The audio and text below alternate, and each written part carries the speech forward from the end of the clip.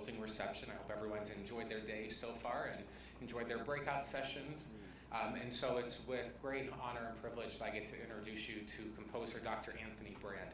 He serves as an associate professor of composition at the Shepherd School of Music here at Rice, and was awarded the university's George R. Brown Award for Superior Teaching in 2007 and the Pi Beta Kappa Teaching Prize in 2001.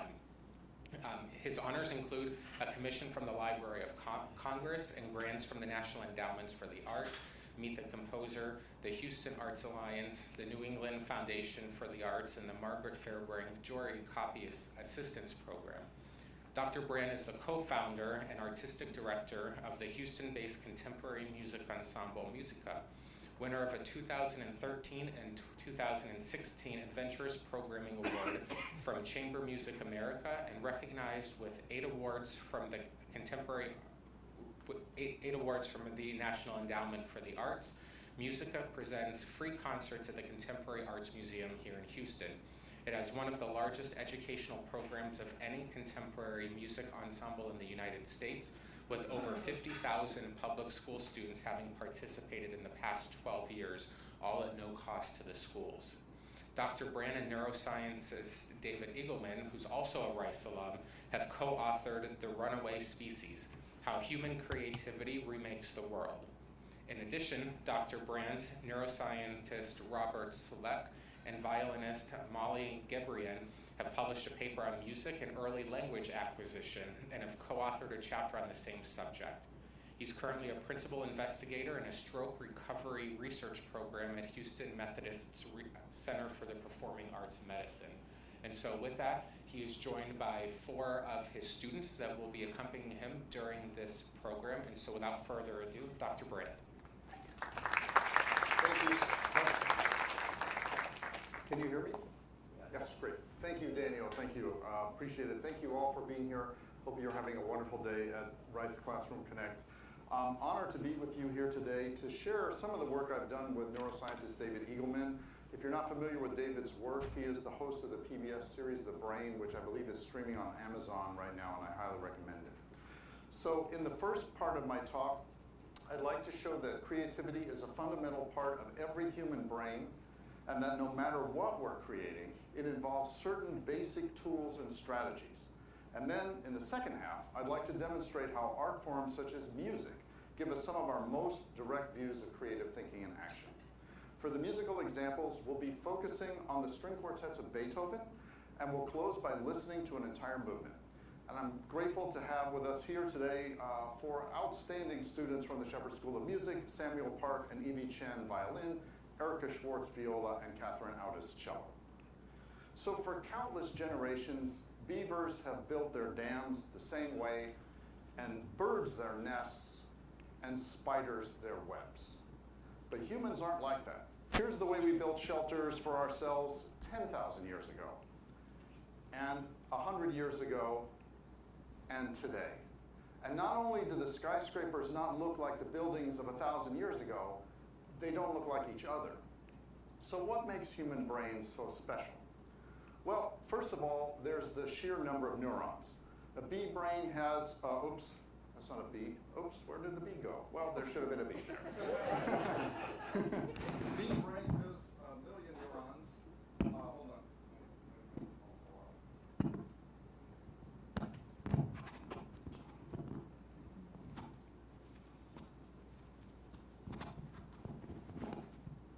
A bee brain has 1 million neurons. Hamster brain, 72 million neurons.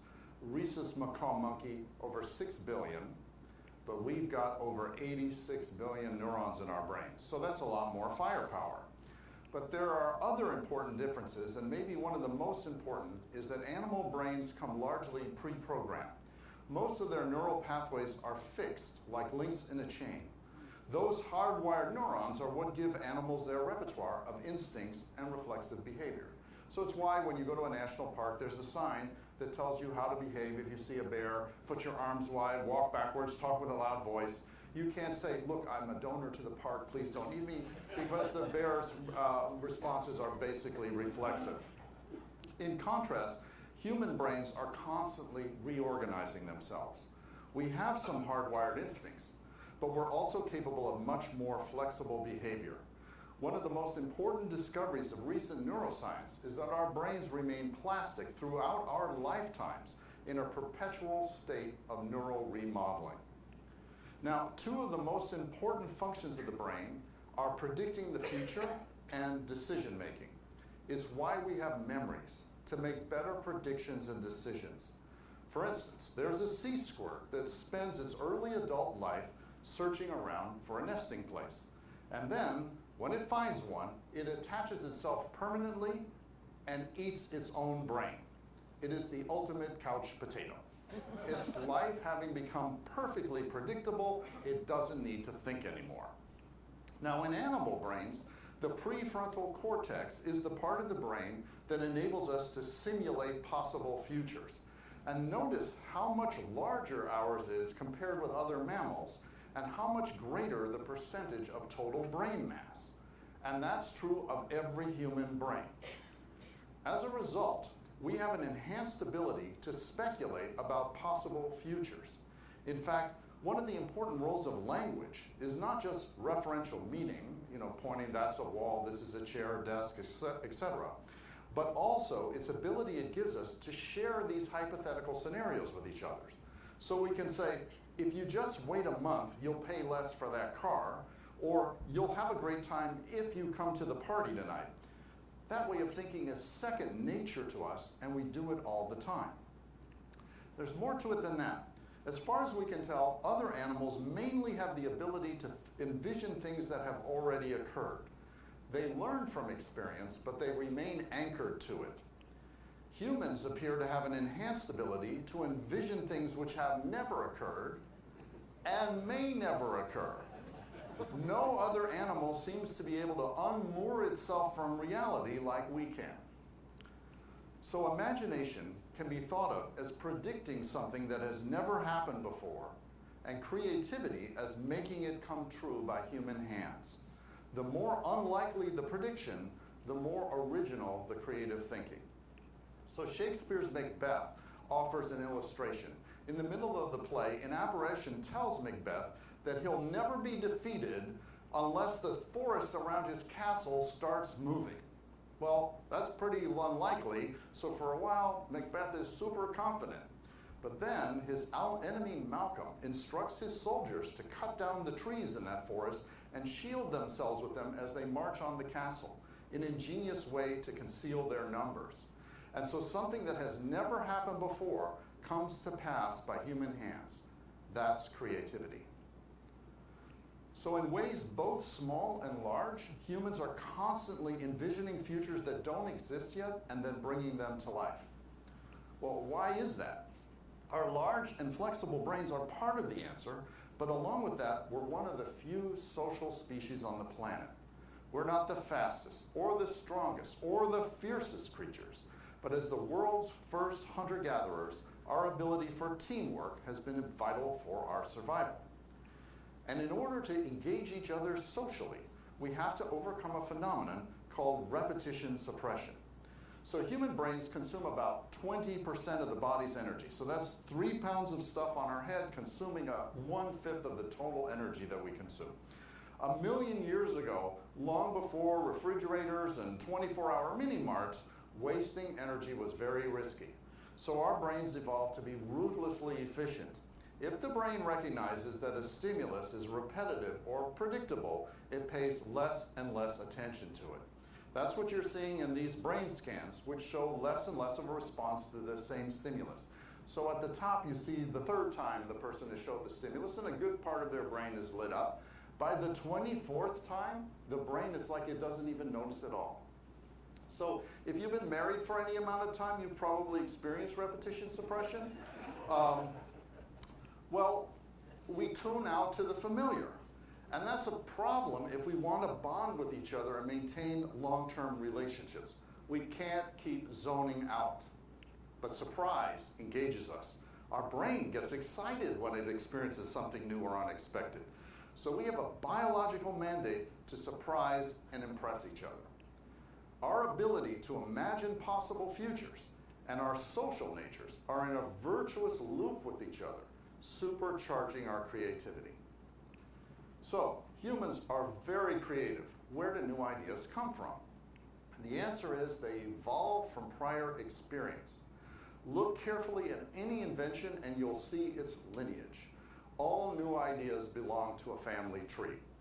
Creativity is a process of derivation and extrapolation. We remodel what we know. Now, 2 recent medical cases are instructive. Lonnie Sue Johnson was a very successful graphic artist. She designed many covers for the New Yorker magazine, but then in midlife she was stricken with brain encephalitis, which destroyed most of her long-term memory. And unable to draw upon the fullness of her experience, she was unable to draw as she was before. Only the language centers of her brain were unharmed, so she still had the desire to be creative, but she basically started just creating word puzzles. And it shows you how much we depend on that storehouse of experience to create anything new. Then there's the story of Susie McKinnon, who was born with a very rare condition that she is unable to create biographical memories. So she lives in a 15-minute slice of the present. She doesn't remember her childhood, going on vacation.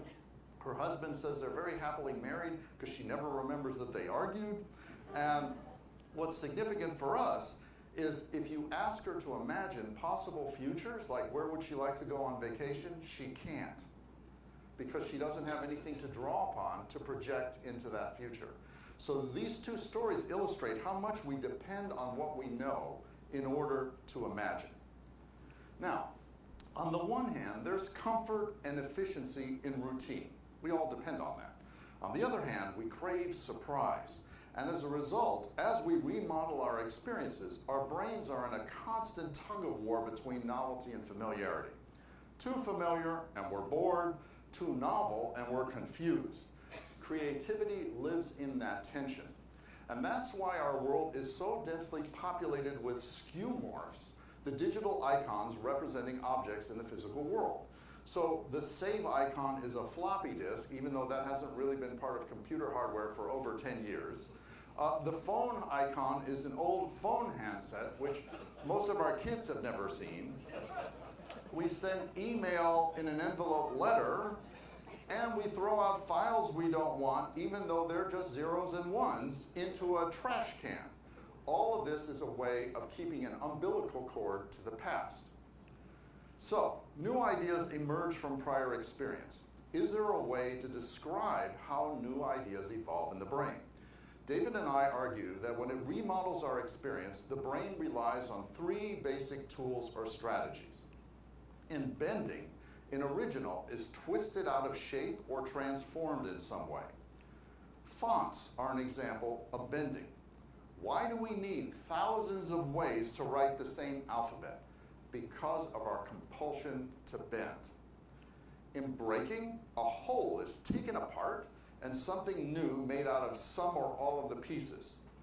So pixelation, the basis of everything from faxing to digital photography and LED screens, is an example of breaking, taking a solid image, breaking it up into many, many little pixels.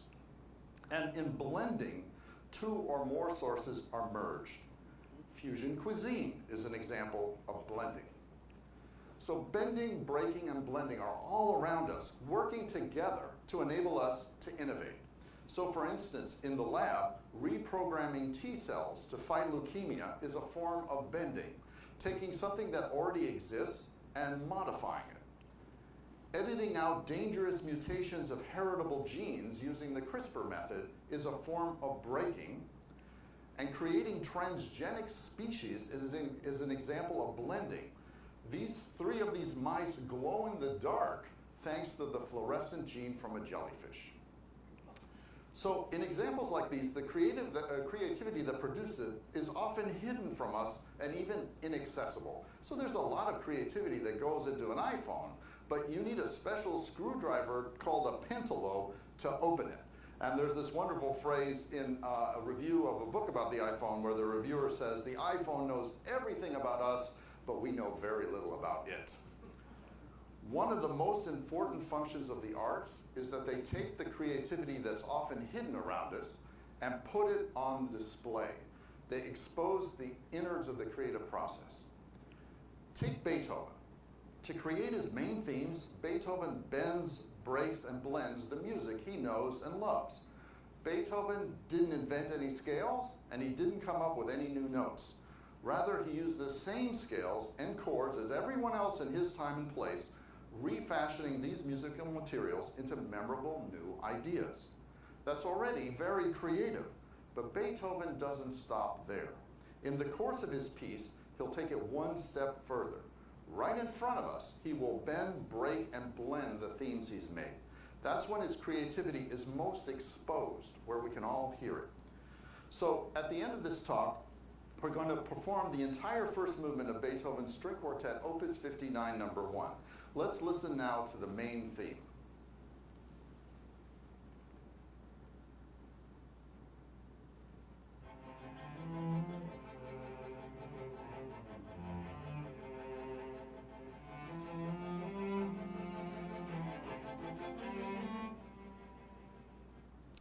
Now, here's a bent version in which Beethoven gives the melody to the violin, thickens the texture, and adds accents. We recognize it's the same tune, but presented in a way we haven't heard before. That's bending.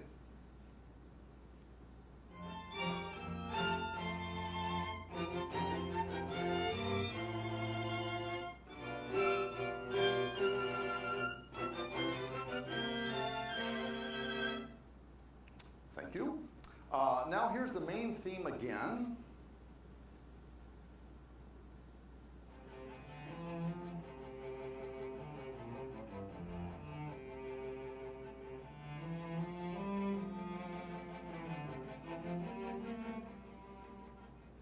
So Beethoven's going to break the theme in several different ways, using different pieces of it. So for instance, we're going to listen to a passage that's based on just the first 4 notes of the theme, which Kathy will play for us. And here's the whole quartet playing the passage based just on that fragment.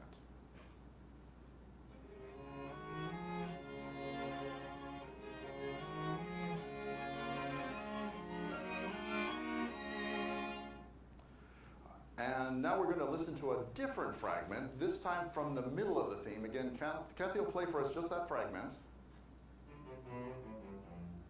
And now listen as the quartet builds a whole passage out of that fragment.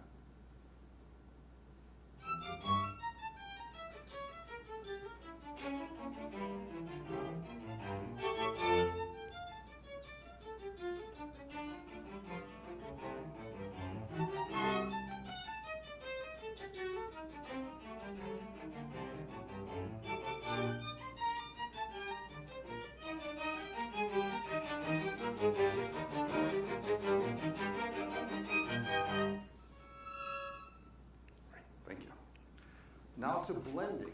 Here's another musical passage from later in the movement.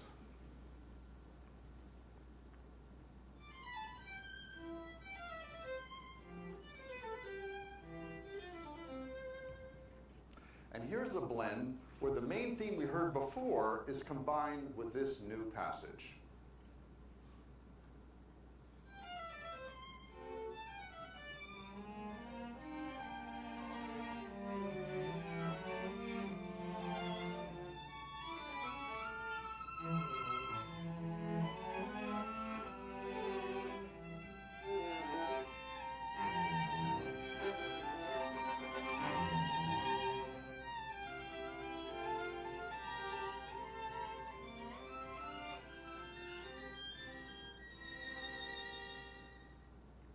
Thank you.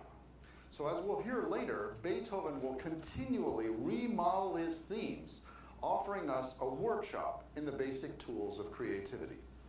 So to recap, the human mind is like a kitchen.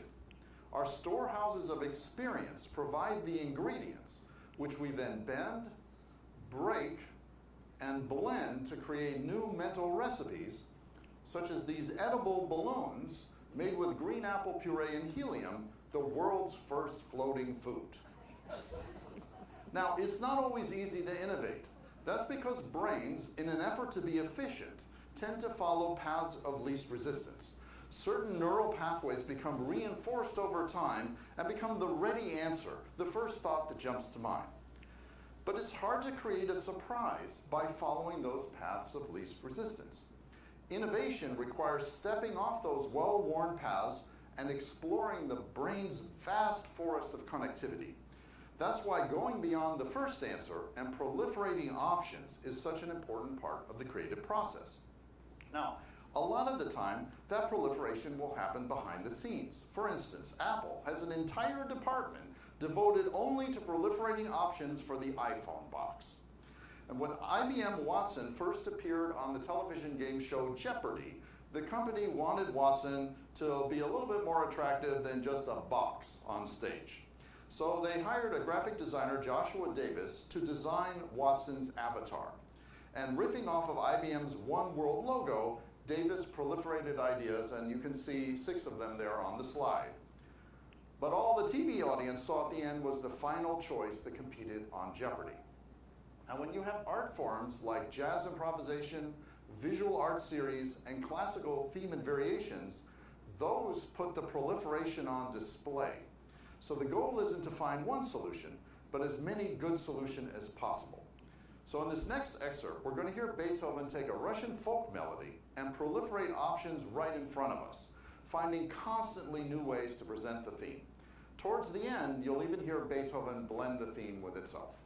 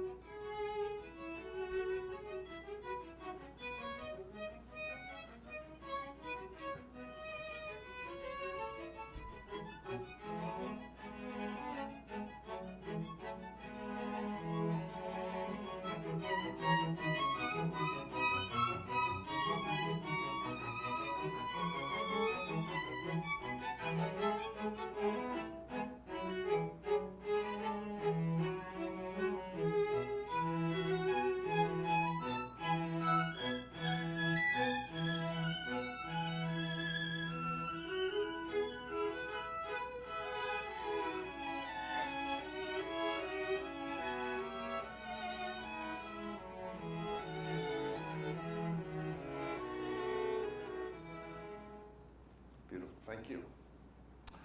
So there's another twist to proliferation. It's hard to find the sweet spot between familiarity and novelty.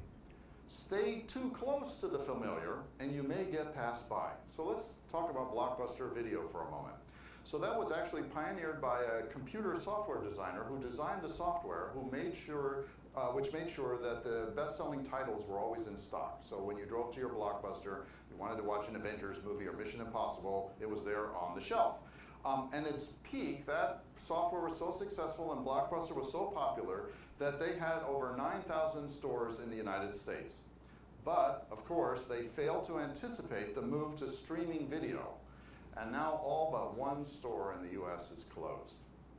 Now, on the other hand, wander too far and you may fail to find followers. So we're all familiar with the QWERTY keyboard layout, which is designed to prevent jammed keys on manual typewriters. So if you've used the manual typewriter from the old days, of course, they're the levers that come up, and when they're too close together and you strike the letters one after the other, they had a tendency to get stuck. So the idea of the QWERTY keyboard was to separate the letters that most often occur in sequence and put them far away from each other so they don't get merged together. Well, that's no longer an issue in the digital world, so engineers have proposed other layouts, such as the KALQ keyboard optimized for thumb typing. But I bet you've never heard of the KALQ keyboard, because the QWERTY keyboard has proven to be stubbornly resilient. And none of the alternatives that anyone have come up with have caught on, even though we really don't need the QWERTY keyboard anymore. So staying too close can quickly wear out its welcome, but wandering too far can fail to catch on. So what's the solution to this dilemma? Proliferate options at different distances from the familiar. You'll see that in the designer Iris van Herpen, who makes ready-to-wear clothing, which you can walk into a store and buy, along with far-out haute couture. And car makers are, of course, constantly updating their current models, but also venturing further out into concept vehicles. Timex is updating its classic watches, but also exploring far-out ideas like the time at your fingertips watch, which fits on a fingernail. So we're going to hear the strategy of going different distances from the familiar on display in Beethoven's Diabelli Variations for piano, here adapted for string quartet. The quartet is going to play the opening phrase of the theme, followed by 3 variations. And each variation will get further and further away from the original. And the way to test that is, as you're listening to it, if I told you, oh, this variation is based on the Diabelli, you know, the first one you'll go, oh yeah. The second one, oh, and the third one, you gotta be kidding, okay? You'll see what I mean. Let's try.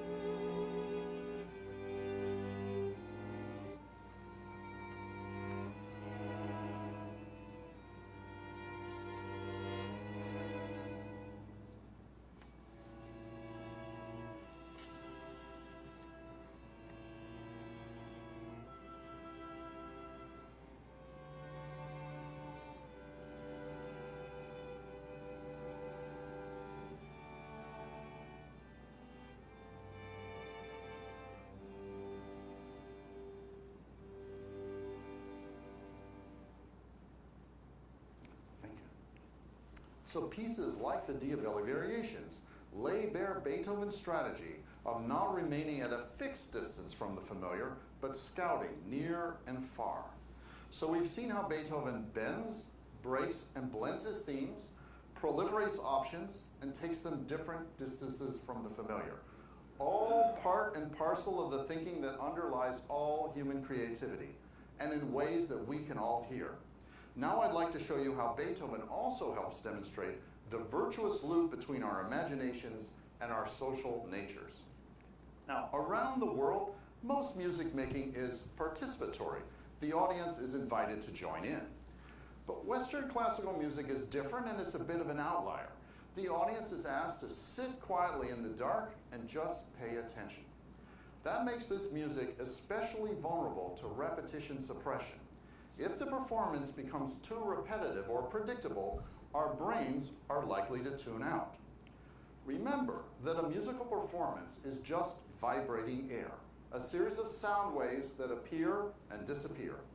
What we call music as an art form, with its themes, patterns, and recurrences, doesn't really exist in the outside world. It only exists in our heads. It's like a sculpture that engraves itself upon our memory. If we're distracted or our minds wander, that sculpture will be damaged. No matter how heartfelt or profound the music, it will fall on deaf ears. It's like a dropped cell phone call, where you keep talking, but the person is no longer listening. As a result, classical music is virtually an encyclopedia of ways to hold our attention through sound alone. Holding our attention is a big driver of a composer's imagination, as I'd like to show you with Beethoven. So for starters, we're going to listen to a passage of Beethoven that he could have written if he weren't concerned about repetition suppression.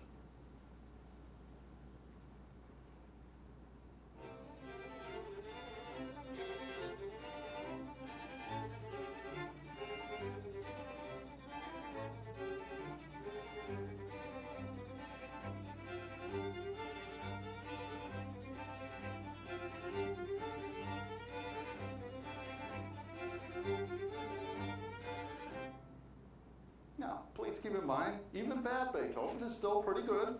The music's lively and it's exciting, but I want you to note that Beethoven is essentially saying the same thing multiple times. And there's the risk that those repeated phrases may become overly familiar and your mind may drift off. So now let's listen to what Beethoven actually wrote.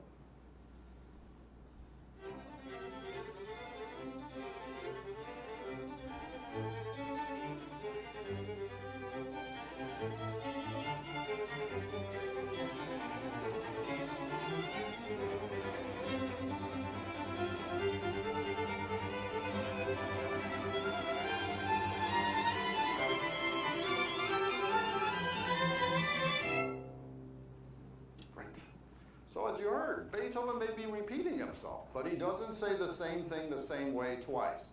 Instead, he varies the material by adding syncopated rhythms, embellishment, and at the end, asking the violin to climb higher and higher and the quartet to get louder and louder. In other words, he keeps bending his musical ideas to keep us tuned in. Now, as we've seen, surprise catches our attention, and our brains love that. Let's start by listening to this passage from his Quartet, Opus 131.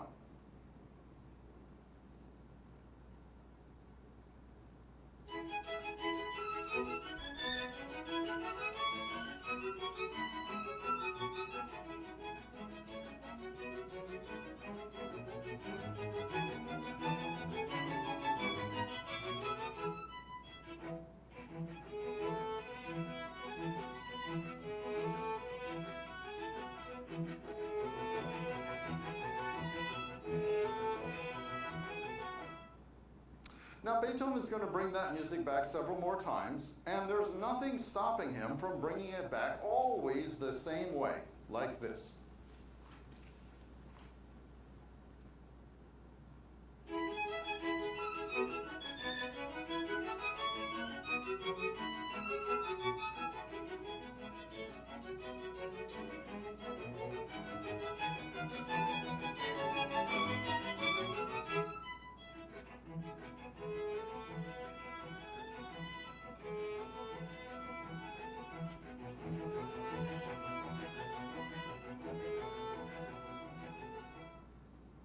But there's the risk that as lively and fun as that music is, you might start to take it for granted if it just kept happening over and over again exactly the same way. So let's hear what Beethoven actually wrote when this passage comes back for the last time.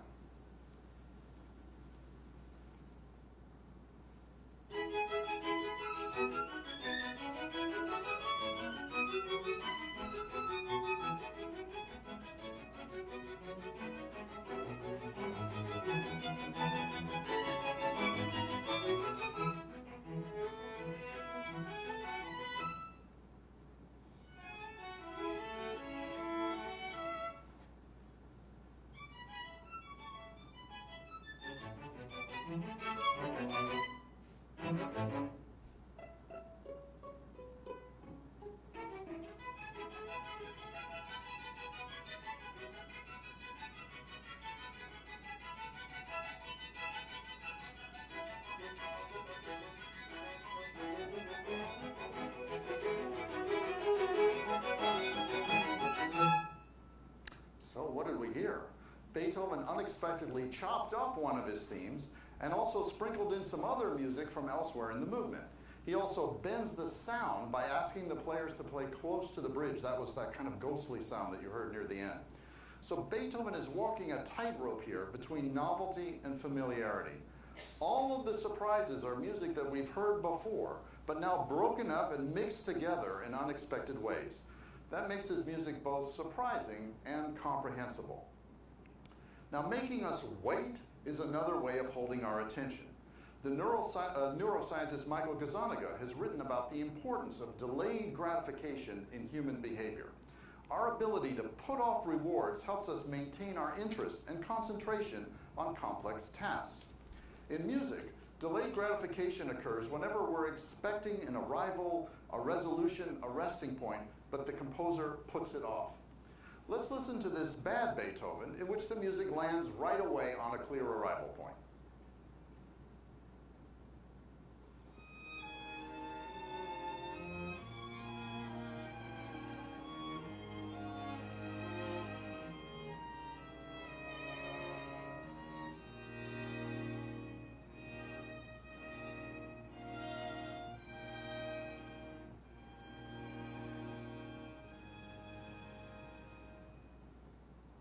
Now let's hear what actually happens as Beethoven makes us wait.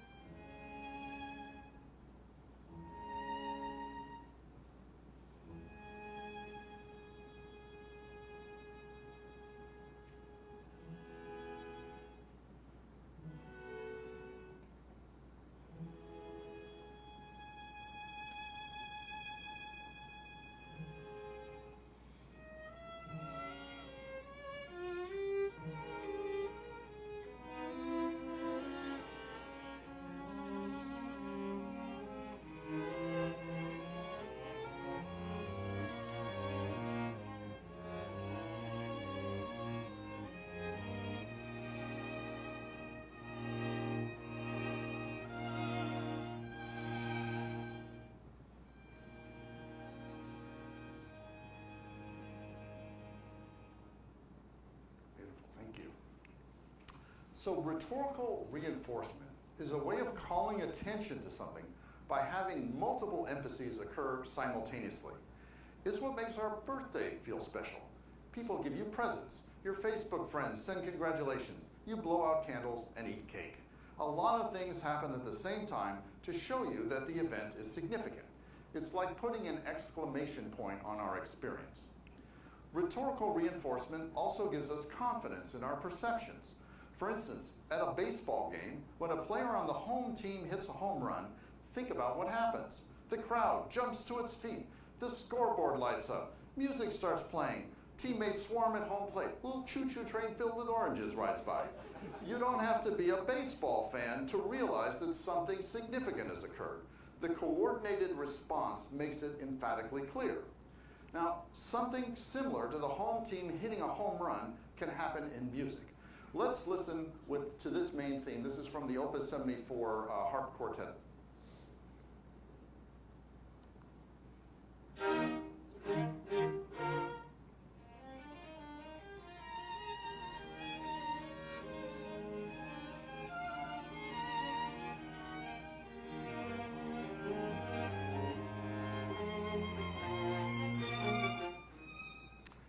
So later, that theme's going to come back. And the question is, how much attention does Beethoven want to draw to its return? So first, we're going to listen to a version that will tread water on one chord until the theme comes back.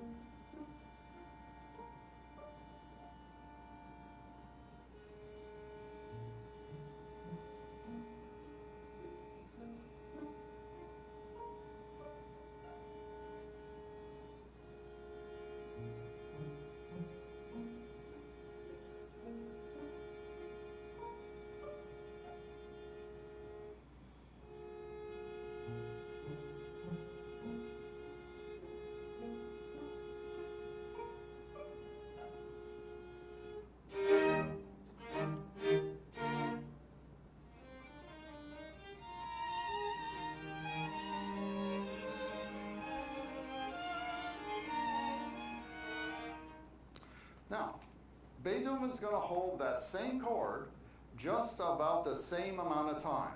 But let's listen to how he uses his creativity to rhetorically reinforce the theme's return.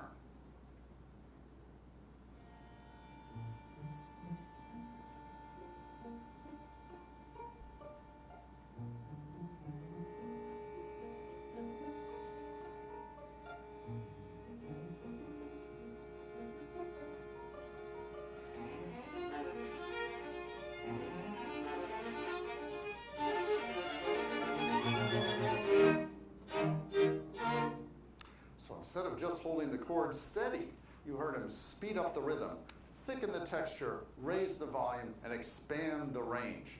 That makes us sit up and pay attention. Home run.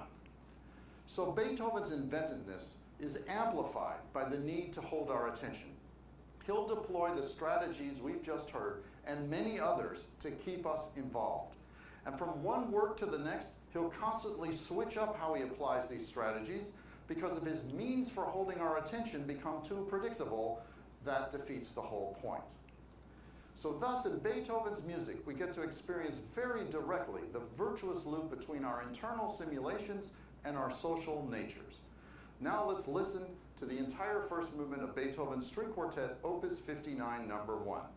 He'll spend the first few minutes of the movement introducing a series of themes, which he'll then remodel in front of our ears.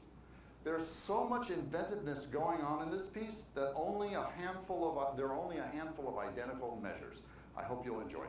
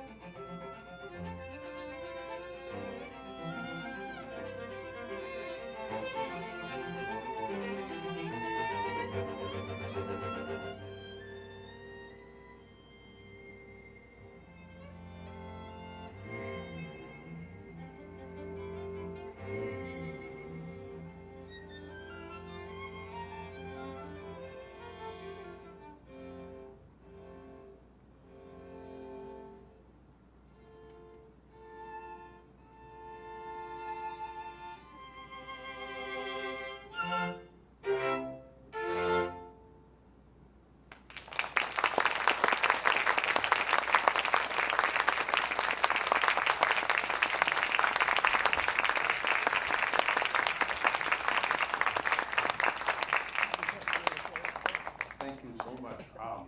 So the creative arts, like these quartets of Beethoven, are a particularly vivid look inside our mental kitchen. It's not just what Beethoven is expressing, but how he's doing it. He bends, breaks, and blends his ideas, proliferates them, and goes different distances from the familiar. We get to experience a creative mind at work. Creativity is often defined as something that is novel and useful, but that doesn't quite capture the tension between familiarity and novelty that is part of all creative work. In the movement we just heard, Beethoven invigorates the familiar by constantly modifying it and carefully links his new ideas to what has come before. That's what makes his music seem to flow and helps us to follow it. That tempering of the new with the familiar lies at the heart of all human creativity. We all have a bit of Beethoven in us. In our daily lives, we bend, break, and blend what we say and do to engage each other and keep ourselves alert. Beethoven's music is a distilled version of all of that. That's one of the reasons that we feel we gain wisdom or insight from listening to it. It helps us understand ourselves and how we relate to the world. Think about it. Beethoven is just moving air around, yet the fate of those air molecules is so absorbing that we'll listen to his music as if our lives depended on it. Because, in a sense, they do. The same ingenuity that he shows us with his themes is what we use to constantly refresh our lives. And the features of musical experience that grab our attention, such as surprise, delayed gratification, and rhetorical reinforcement, help us to navigate our experience and build social bonds. In Beethoven's music, and indeed in all art, we get a close-up look at the creativity that is the hallmark of our species and get to experience firsthand how ideas evolve. Thank you to the quartet and to all of you. Thank you so much.